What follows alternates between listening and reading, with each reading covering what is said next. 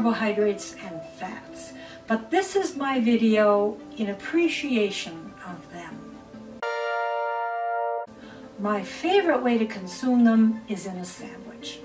There are so many forms. It could be a taco, or a pizza, or a hamburger, or maybe some jam on a piece of toast. I love peanut butter and an apple on a rice cake. To me, it is my satisfying comfort food. I eat them every day, sometime between 3 and 5 o'clock, and it makes me feel so good.